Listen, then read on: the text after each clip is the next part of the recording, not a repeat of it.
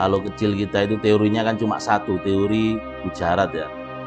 Jadi Islam itu datang dari perjalanan Gujarat dan dinyatakan 13 Masehi.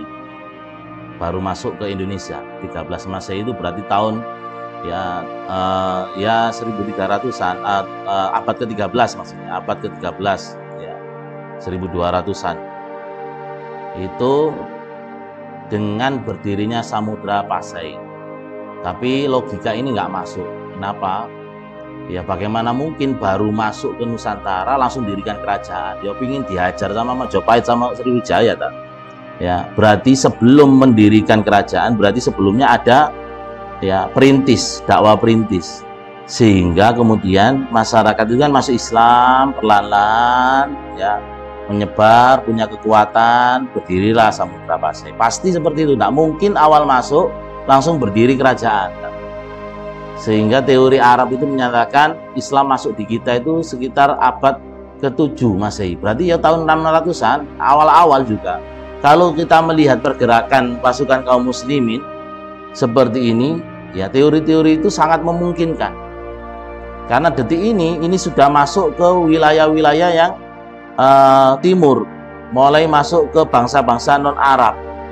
Ya, Azerbaijan itu ya kalau zaman modern ini adalah bekas wilayah Uni Soviet. Ya, Azerbaijan itu bekas wilayah Uni Soviet, sudah masuk ke wilayah-wilayah Uni Soviet. Ya. Di tahun 22 Hijriah, yakni yang diutus untuk berangkat ke sana adalah Bukair bin Abdullah ya, sesudah menaklukkan Hamadan. Ya, ini paket Hamadan, Tehran atau Roy, Pakistan. Berarti setelah dari sini diperintahkan oleh sahabat Umar bin Khattab langsung ke arah utara, ke Azerbaijan. Wa ardafahu bisemak bin Khorosah, dan kemudian disusul oleh Simak bin Khorosah dengan pasukannya ya, dan ini bukan Abu Dujana, namanya juga mirip karena ada Simak bin Aus bin Khorosah ya. Itu Abu Dujana, tapi ini Simak bin Khorosah ya, beda ya. Jadi Simak anaknya Aus, yang ini Simak anaknya Khorosah. Kalau yang pertama Abu Dujana yang kita kenal di perang Uhud itu memakai tali di kepalanya ini kalau tanda sedang marah ya terhadap musuh, itu adalah Simak cucunya Khorosah. Kalau ini Simak anaknya Khorosah, berarti orang yang lain ya. Ini atas perintah sahabat Khalifah Amirul Mukminin Umar bin Khattab radhiyallahu an. Falaqiya Isfandiyad bin Farrukhzad ya, Bukairon wa ashabi, maka Bukair ya dengan para sahabatnya, tentara yang diutus ke Azerbaijan, berjumpa dengan Asfandiyad. Asfandiyad ini adalah pemimpin Azerbaijan ya.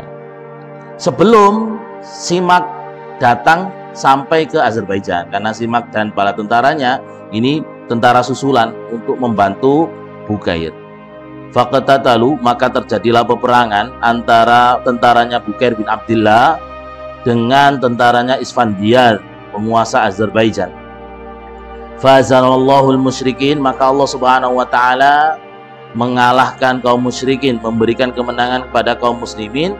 Wa asara Bukairu Isfandiyad atau Asfandiyad, maka Bukair menawan, jadi pemimpin Azerbaijan berhasil ditangkap dan ditawan ya. Faqala lahu Isfandiyad, maka tatkala ditawan ini Isfandiyad mengatakan kepada Bukair, as-sulhu ahubbu ilaika amal harb ya. Apakah kamu itu suka perdamaian atau suka peperangan? Maka Bukair mengatakan bal sulah, akan tetapi aku suka perdamaian ya. Maka kata Isfandiyad, fa'amsiki indak, maka silakan tawan saya ya. Maka ditawanlah dia, dan kemudian Bukair menaklukkan satu persatu wilayah-wilayah yang ada di Azerbaijan sekarang. Dan di sisi lain para jamaah dimulakan Allah, Utbah bin Farqad juga menaklukkan sisi-sisi lain wilayah-wilayah Azerbaijan. Siapa ini Utbah bin Farqad? Adalah pasukan lain yang diutus oleh Umar bin Khattab radhiyallahu anhu.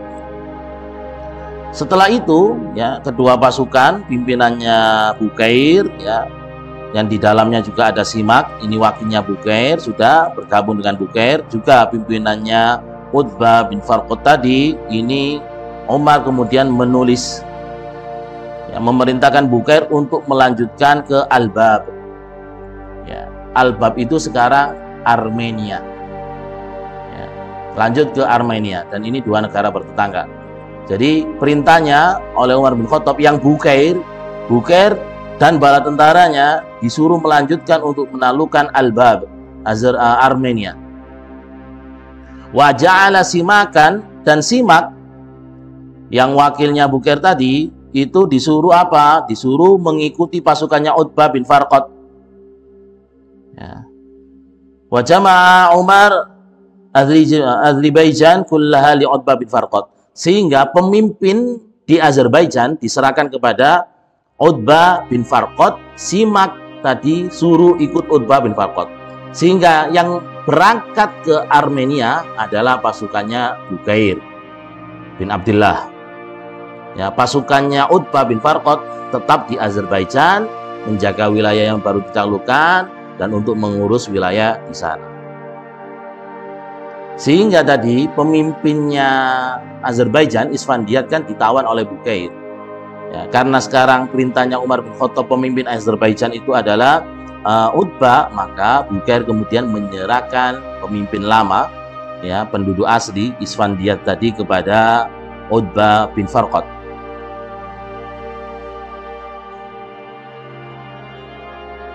Kemudian para jamaah dimulakan Allah, ketika Bukair ini berangkat menuju ke Armenia, pasukannya Utbah bin Farqad ini bertemu dengan siapa? Bertemu dengan Bahram bin Farrokhzad. Berarti ini sisa-sisa Persia. Ya, terjadilah pertempuran di situ dan Utbah menang, pasukan kaum muslimin menang, sedangkan Bahram tadi bin Farrokhzad ini melarikan diri. Falamma balagha dzalika Asfandiat qala, maka tatkala sampai, ya, berita kemenangan ini di telinganya Asfandiat, penguasa Azerbaijan, dia mengatakan, al-an tammas sulh wa ta'ifat harb. Sekarang ketika kamu sudah berhasil menaklukkan Bahram, wahai Utbah, maka kamu bisa melakukan perdamaian dan perang akan berhenti di Azerbaijan ini. Maka kemudian Utbah bin Farqad, ya, menulis perdamaian terhadap penduduk Azerbaijan, ya, mereka damai, dituliskan oleh Utbah dan Bukair, ya, memberitahu kepada Umar bin Khattab radhiyallahu an atas kemenangan di Azerbaijan. Wa ba'atsu bil akhmas ilaihi, seperti biasa mengirimkan 1/5 hasil dari rampasan perang ke Madinah. Wa kataba Utbah hina intahat ilaihi imra'atan Azerbaijan kitaban aman wa sulhu li ahliha. Maka Utbah kemudian menulis perjanjian keamanan di Azerbaijan dan perjanjian kedamaian untuk penduduk Azerbaijan. Ya. Jadi itu secara ringkas Azerbaijan ditaklukkan di negeri Islam. Jadi di zamannya Umar bin Khattab radhiyallahu an sampai sekarang para jamaah dimulakan Allah, Azerbaijan ini mayoritas Muslim. Ya, mayoritas Muslim. Jadi penduduknya itu campuran Asia, Eropa, jadinya agak sipit-sipit tapi Eropa, ya, seperti Uzbekistan, ya, dan sebagainya, itu penduduk Azerbaijan. Ya, yes, orang Rusia, orang Uni Soviet, ya, tak tahu seperti itulah, itu Azerbaijan. Dan memang pasukan Muslim itu dampaknya setelah berhasil mengalahkan dan menghancur luluhkan Iran, itu kan pamornya tinggi. Sehingga pasukan yang dihadapi oleh kaum muslimin sudah gentar dahuluan. Karena bagaimanapun pemenang perang itu pasti memiliki kekuatan mental ya kekuatan pamornya. Ya. Musuh yang dihadapi pun ini lebih mudah dikalahkan karena memang sesungguhnya perang itu yang paling utama adalah kekuatan mental. Baik, kita lanjutkan sekarang. Selanjutnya para jamaah dimulakan Allah adalah Fathul Bab, ya, penaklukan Al-Bab atau Armenia.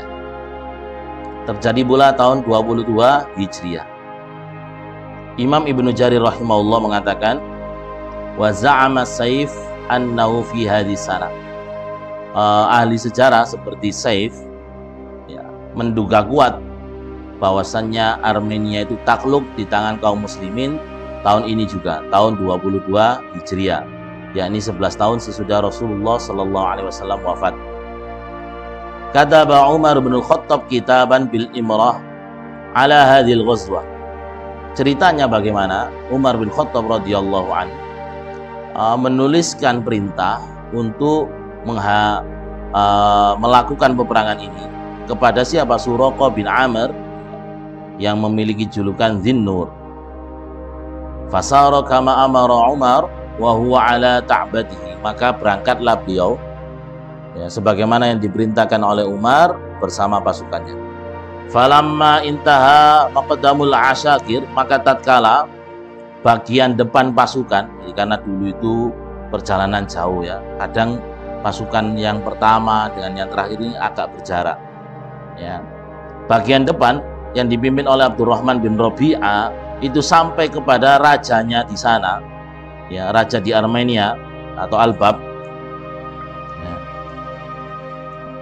Ini adalah sebuah kota yang besar yang sekarang ini masuk Armenia.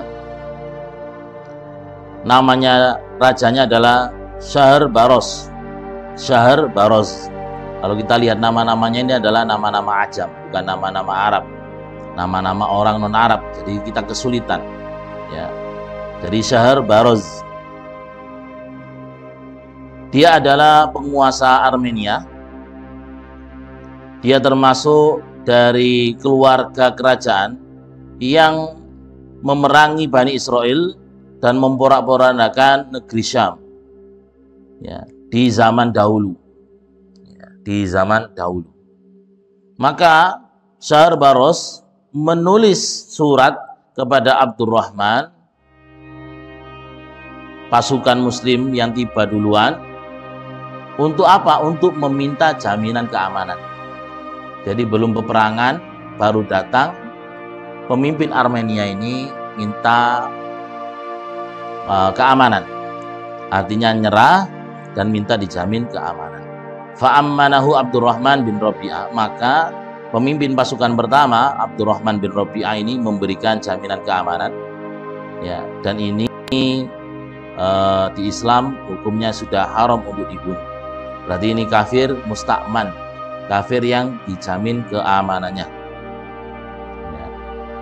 Maka faqadama alaihi malik, maka majulah pemimpin ini, fa'anha ilaihi suwahu ilal muslim ya, ilal muslimin, dia itu condong kepada kaum muslimin, malah tertarik ya kepada kaum muslimin, wa annahu manasiha lil muslimin ya, dan dia itu ya ingin menjadi kaum muslimin, bagian dari kaum muslimin. Faqala lahu, ya, dia mengatakan, ya, dikatakan kepadanya oleh Abdurrahman, inna fauqi rajulan fadhhab ilaihi, ya, kalau seperti itu antum ya menghadap pada atasan saya, di atas saya ini ada ya atasan saya. Maka diutuslah dia kemudian dihadapkan kepada Suraqah bin Amr, pemimpin pasukan ya secara keseluruhan ya. Fasa'ala min Suraqah al-aman, maka Shahr Baros ini, penguasa Armenia, juga meminta keamanan kepada Suraqah bin Amr tadi. Lalu Suraqah bin Amr, Masya Allah ya, minta izin ke Umar. Bayangkan nunggu berapa lama ini, nggak ada WA, nggak ada apa, telepon ya, nyurati dari Armenia ke Madinah ya, minta izin apakah boleh diberi keamanan ini pemimpin Armenia Ya. Ringkasnya Umar bin Khattab radhiyallahu an memberikan izin untuk keamanan bagi pemimpin Armenia. Ya. Lalu ditulislah surat perjanjian keamanan perdamaian antara kaum muslimin dengan penduduk Armenia. Summa ba'asa Suraqa, kemudian Suraqa mengutus Bukair bin Abdullah Al-Laitsi, ya, wa Habib bin Maslama, wa Hudzaifah bin Asid, wa Salman bin Rabi'ah ila ahli tilkal jibal al-mahita bi Armenia, ke penduduk-penduduk pegunungan di sekitar Armenia. Jadi kalau kita tahu ini daerah-daerah pegunungan Kaukasus, ya, daerah-daerah sekitar Uni Soviet yang sebelah barat, ya, sebelah barat atau Eropa Timur, ini pegunungan. Ya, seperti kalau kita lihat Chechnya, itu wilayahnya pegunungan tinggi-tinggi. Ya. Dan mereka juga mengalami musim-musim salju. Maka pemimpin, ya, Suraqa bin Amr ini memerintahkan orang-orang tertentu yang pengalaman untuk, ya, pergi mendakwai penduduk-penduduk pegunungan di sekitar Armenia, yang di sini disebutkan ada Jabalan, Taflis, Mukon, ya, dan Bukair berhasil menaklukkan Mukon ini, ya, kemudian menulis surat keamanan bagi penduduknya dan wafat di sana, ya. Amirul Muslimin. Siapa itu Suraqa bin Amr? Justru wafatnya adalah di daerah pegunungan Mukon ini, wilayah Armenia sekarang. Wafatnya di sana.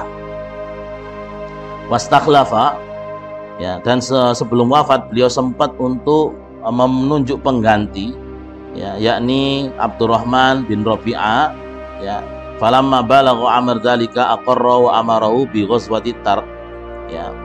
Dan tatkala Bukair, ya, yang wafat di sana, tatkala Suraqa mengetahui ini, ya, Abdurrahman kemudian ditetapkan untuk menggantikan Suraqa, ditetapkan di sana, menggantikan Bukair, ya, memimpin di sana, dan kemudian diperintahkan untuk memerangi bangsa Turk, bangsa Turki, ya, Masya Allah, ya, sehingga kemudian terjadilah awal peperangan melawan Turki. Ya, kalau kita lihat peta Azerbaijan, Armenia, dan Turki ini adalah berdampingan, ya, berdampingan. Wilayah Turki Timur, ya, wilayah Turki bagian timur.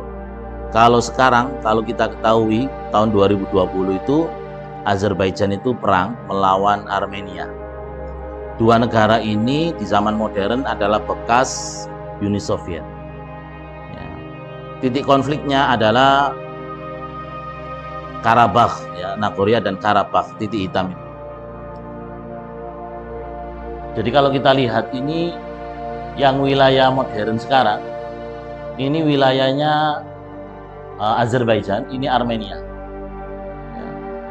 Kalau sekarang Armenia itu mayoritas penduduknya Nasrani, yang Azerbaijan itu mayoritas penduduknya Muslim. Wilayah konflik di sini masalahnya. Ini kalau lihat daerahnya, daerah tempatnya, ini tanahnya adalah tanah Azerbaijan. Kalau lihat orangnya yang tinggal di sini ini mayoritas orang Armen, suku Armenia, orang Kristen juga. Ini sumber konflik, ya, mirip dengan Kashmir lah, Kashmir yang India, ya. Jadi ketika Inggris meninggalkan India lama, sebelum menjadi 3 negara, India lama itu dulu 3 negara itu India, Pakistan, Bangladesh, itu India lama. Ya, kemudian terjadi konflik kan antara orang Hindustan dengan orang Islam Hindustan, Hindu dan Islam. Ya, kemudian yang orang-orang Hindu itu eksodus ke wilayah-wilayah India yang mayoritas Islam. Kemudian berdirilah Pakistan dan India. Ya, Pakistan dan India. Bangladesh belum ada. Pakistan itu ada 2, Pakistan Timur dan Pakistan Barat. Ya. Tapi ya seperti ini, Pakistan Timur dan Pakistan Barat. Azerbaijan Timur ini timur dan Azerbaijan Barat. Nah, yang timur, Pakistan Timur itu diprovokasi oleh India terus karena terpisah oleh India di tengah-tengahnya gini, sehingga kemudian minta merdeka sendiri jadi Bangladesh sekarang itu Pakistan Timur. Nah, ada wilayah yang konflik namanya Kashmir. Ya, Kashmir ini dibagi dua. Ya, kalau India Pakistan itu jelas pembagiannya adalah wilayah orang India yang beragama Hindu sekarang menjadi Hindustan atau India. Orang India yang beragama Islam sekarang menjadi Pakistan dan Bangladesh. Masalahnya Kashmir itu juga sama. Kashmir yang India wilayahnya ini harusnya masuk India, tapi penduduknya adalah Muslim. Ya, penduduknya adalah Muslim, sehingga selalu minta merdeka kepada India dan selalu dibackingi oleh Pakistan untuk memerdekakan diri. Sama dengan ini kasusnya adalah di Karabakh ini. Ini wilayahnya adalah wilayah Azerbaijan, tapi penduduknya adalah suku-suku dari Armenia. Armenia selalu memprovokasi agar orang-orang Karabakh itu memerdekakan diri dari Azerbaijan. Sehingga ini peperangan besar tahun 2020 sampai sekarang konflik. Azerbaijan ini didukung oleh Turki, Armenia yang Kristen ya didukung oleh Rusia. Ya memang seperti itulah peta. Tidak bisa dihindarkan geopolitik itu dari agama, pasti. Ya, tidak bisa. Taib ini sekarang kalau kita jadi dua daerah ini Azerbaijan, Armenia sekarang wilayahnya Azerbaijan itu mayoritas Muslim, Armenia mayoritas Nasrani. Dulu tahun 22 Hijriah Islam masuk ke sana di zaman akhir-akhir Khalifah Umar bin Khattab radhiyallahu anhu. Baik, kita lanjutkan sekarang. Lanjut ya. Mari istirahat peperangan. Lanjut pasukannya Abdurrahman bin Rabi'ah diperintah oleh Umar bin Khattab radhiyallahu an melanjutkan penaklukan negeri-negeri di wilayah timur. Ya. Yakni memerangi orang Turki, orang Turki. Saro hatta qata'al bab, dia Abdurrahman bin Rabi'ah dan bala pasukannya melakukan perjalanan sampai ya menaklukkan Al-Bab ya untuk mewujudkan perintah dari Umar bin Khattab radhiyallahu an. Faqala lahu Shahrabazar, setelah berhasil menaklukkan Armenia, maka Shahrabazar pemimpin Armenia juga itu tanya Shahrabazar tadi yang sudah ditaklukkan tadi, tanya, aina turid, setelah kalian menaklukkan negeri saya ingin pergi kemana? Qala, maka pemimpinnya yakni Abdurrahman bin Rabi'ah mengatakan, uridu malakat Turk Balanjar, ya, aku ingin melanjutkan ke negeri Turki Balanjar. Maka Shahrbarros mengatakan, innallaha inna lanarda minkum bil mawada'a nahnu min wara'il bab. Ya, kalau demikian kami itu akan mengucapkan salam perpisahan terhadap kalian dan kami tunggu di sini di negeri Al-Bab ini. Artinya ini, lek sampean nerusno merangi bangsa Turk, ya wis salam perpisahan, lek ya sampean. Carane ngene. Ya beda bangsa Turk iki rada alot. Intinya seperti itu. Ya, apa jawabannya Abdurrahman? Ya. Abdurrahman mengatakan begini, innallaha ba'atsa ilaina rasulan, sesungguhnya Allah mengutus kepada kami seorang rasul, wa wa'adna ala lisanihi bin nasr wa dhafar, dan menjanjikan kepada kami dengan lisan rasul itu kemenangan dan kejayaan. Wa nahnu la nazalu mansuriyin atau mansurin, dan kami senantiasa selalu mendapatkan pertolongan. Artinya kami tidak khawatir ucapan. Walaupun kami menghadapi bangsa Turki, selama ini ketahuilah kami itu diutus di tengah-tengah kami ada seorang Rasul yang selalu menjanjikan janji dari Allah bahwasanya kaum muslimin ini akan memperoleh kemenangan dan kejayaan. Dan selama yang kami alami memang benar, kami selalu memperoleh kemenangan. Ya, dan buktinya sampai di sini kami ini bangsa Arab sampai jauh melanglang buana menaklukkan negeri-negeri kalian ini sampai detik ini di Al-Bab ini. Ya, artinya kami akan tetap menghadapi dan kami yakin akan janji Allah Subhanahu wa taala melalui Rasulnya itu. Faqatalat Turk, maka Abdurrahman melanjutkan untuk ke Turki. Wasarafi biladi Balanjar, sampailah ke negeri namanya ketika itu negerinya namanya Balanjar.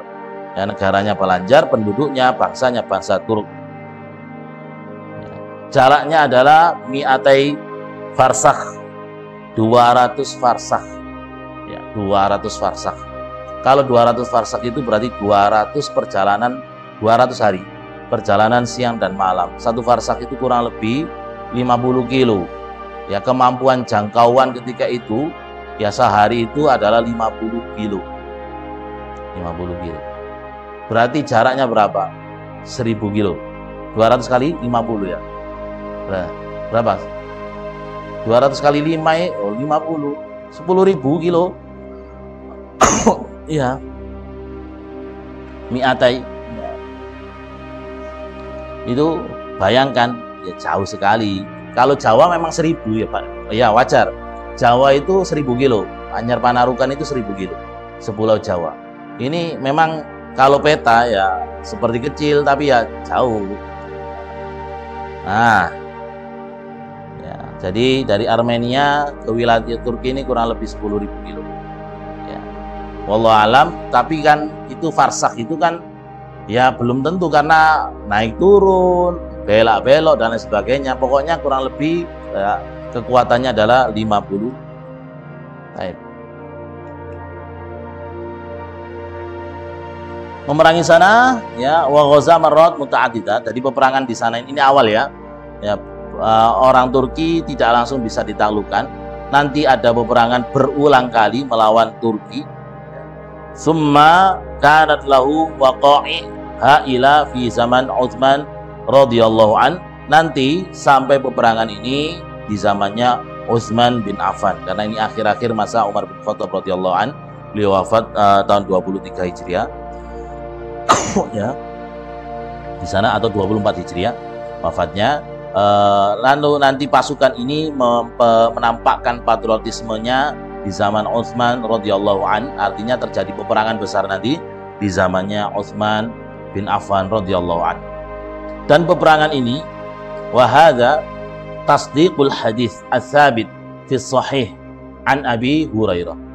Peperangan ini menunjukkan bukti kebenaran ucapan Rasulullah sallallahu alaihi wasallam dalam hadis sahih riwayat Abu Hurairah. Ya. Wa Amr bin Taghlub, dan riwayat Amr bin Taghlub anna Rasulullah sallallahu alaihi wasallam qol, bahwasanya Rasulullah sallallahu alaihi wasallam pernah bersabda, la taqumus saa'ah, tidak akan terjadi kiamat hatta tuqatilu qauman iradul wujuh, sampai kalian memerangi suatu kaum yang wajahnya itu lebar, zulfal unuf, hidungnya pesek, humral wujuh, ya wajahnya itu kemerah-merahan, ka'anna wujuhum majjan al-muqriqah, seolah-olah wajah mereka itu perisai yang gepeng. Ya, jadi pesek, jadi lebar, jadi wajahnya lebar, pesek. Ya. Wa fi riwayah, dan di riwayat lain, yanta'iluna sya'ar, mereka menggunakan sandal dari bulu. Jadi ini bahasa Turk ya, yang diterjemahkan sebagai bangsa Turk, dan ini kebenaran hadis Nabi. Ya, mereka menggunakan sandal dari bulu karena memang wilayahnya dingin. Ya, kita kenal sekarang wilayah-wilayah mereka adalah sandalnya itu dari bulu-bulu hewan untuk menghangatkan tubuh mereka. Ya. Ini diartikan oleh ahli hadis adalah peperangan melawan bangsa Turki. Ada yang mengartikan bangsa yang wajahnya lebar, hidungnya pesek, ceper, ini adalah orang Mongol, ya, bangsa Tatar. Ya, wallahu alam. Tapi ini semuanya sudah kejadian. Kita sudah pernah sekarang bangsa Turk, nanti di Daulah Abbasiyah itu melawan bangsa Tatar. Ya, yang dihancurkan kita itu lulu lantak itu ketika perpustakaan di Irak, di Basra, di Baghdad itu dibakar, ya, kemudian sampai menghitangkan Sungai Efrat. Saking banyaknya kitab-kitab yang dibakar oleh bangsa Mongol ketika mereka menyerbu. Ya, bayangkan itu berarti jalur sutra dulu, perjalanan darat kalau kita belajar di sekolah, ya, dari Mongol sampai ke Irak. Itu adalah jalur-jalur perdagangan melewati gurun-gurun. Ini juga demikian, pasukan kaum muslimin, ya, jelas perjalanan yang jauh sekali. Zaman itu ya alas-alas kaki tidak seperti kita, betapa beratnya jihad mereka. Dan ini adalah awal pertemuan kaum muslimin melawan bangsa Turki, dan Rasulullah menyebutkan itu adalah tanda kiamat. Kalau zaman itu berarti sudah sekitar sekarang 1400-an ya.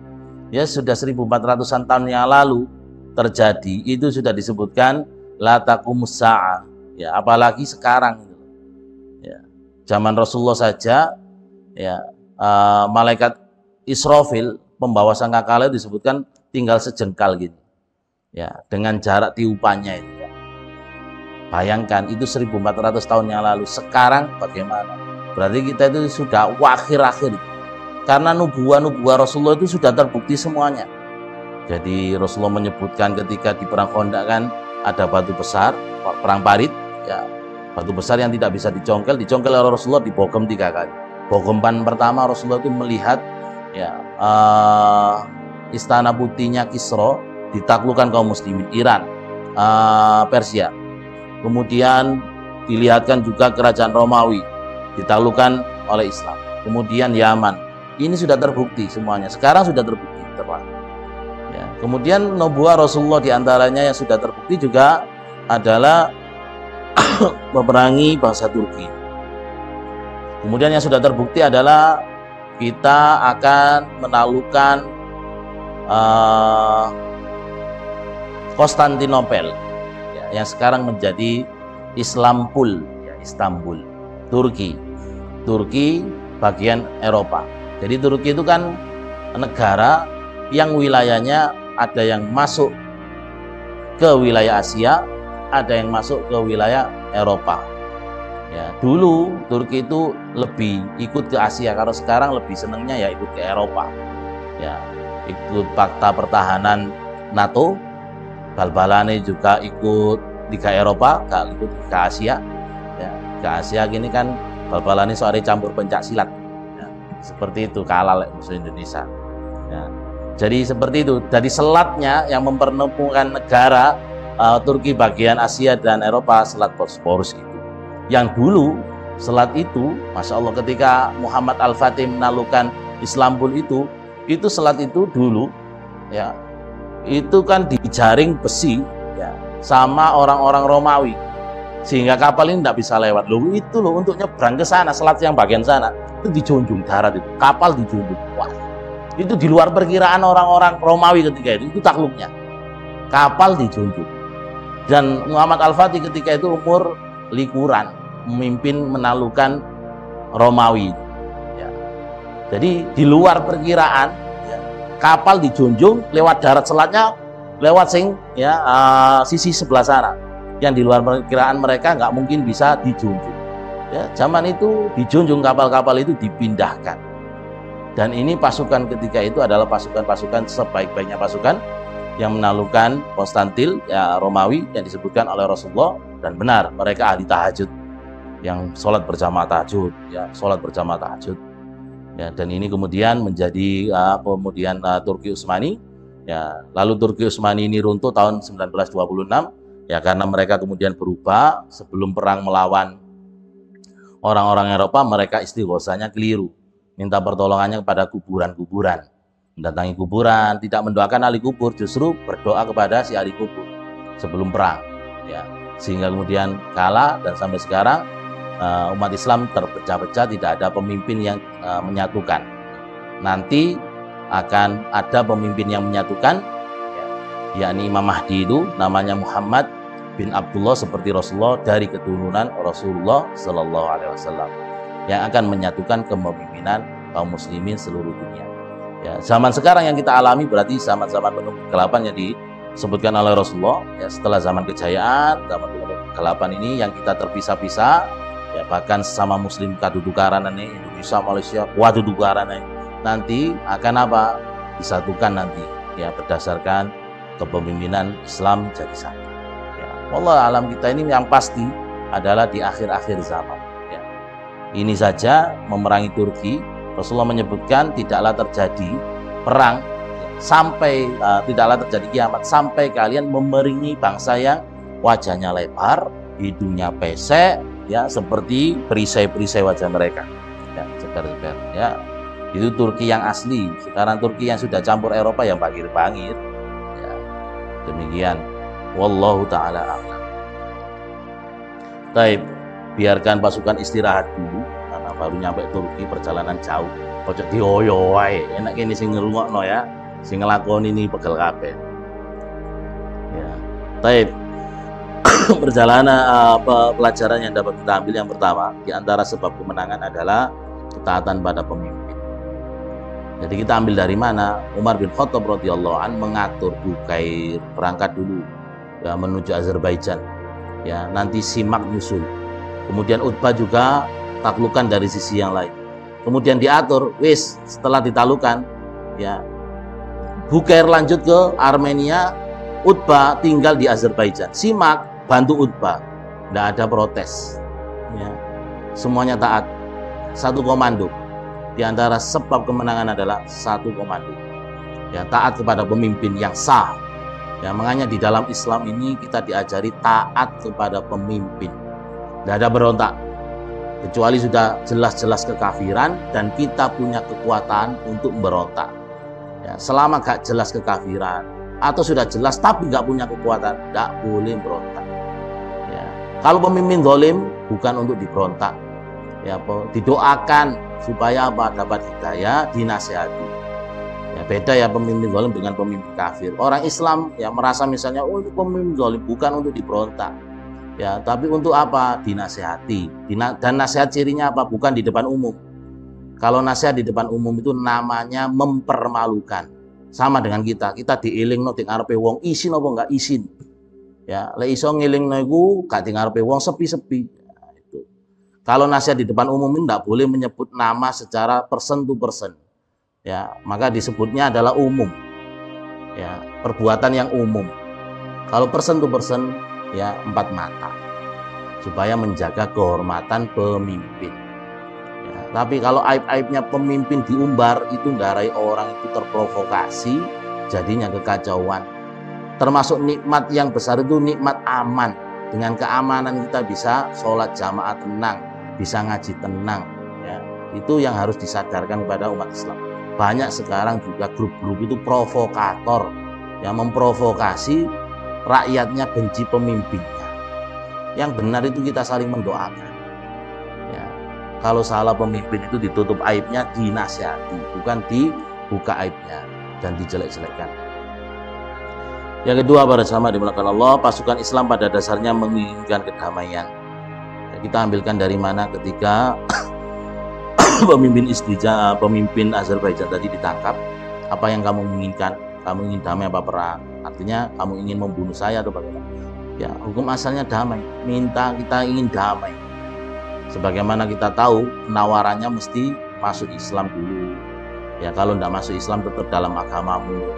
Ya, tapi kamu harus bayar jizyah dan kamu bebas menjalankan agama. Kalau semua pilihan tidak dipilih, maka pilihan terakhir perang. Itu pilihan terakhir. Yang ketiga, para jamaah dimuliakan Allah, kita belajar kebenaran nubuwah Rasulullah Sallallahu Alaihi Wasallam satu persatu. Apa yang disebutkan oleh Rasulullah Sallallahu Alaihi Wasallam terjadi, dan ini menunjukkan benar beliau adalah seorang Rasul. Dan kita yakin apapun yang disebutkan oleh Rasulullah, kalau kita tahu itu hadisnya sahih, walaupun bertentangan dengan akal, pasti benar, akal harus tunduk. Ya. Apapun itu yang disebutkan oleh Rasulullah, nanti akhir zaman begini. Ini mungkin sekarang kita itu kelihatan, oh tidak mungkin. Misalnya Rasulullah menyebutkan nanti kita perang melawan orang Yahudi, semua itu memberitahu pohon-pohon bebatuan, wahai kaum muslimin, di sini, di belakangku ini ada orang Yahudi, bunuhlah. Kalau itu hadis sahih, kita yakin. Dan hanya satu pohon yang tidak berbicara, tidak memberitahu, yakni pohon workot. Loh, orang Yahudi loh sekarang itu yakin dengan hadis ini. Buktinya apa? Mereka melakukan reboisasi besar-besaran, menanam pohon workot.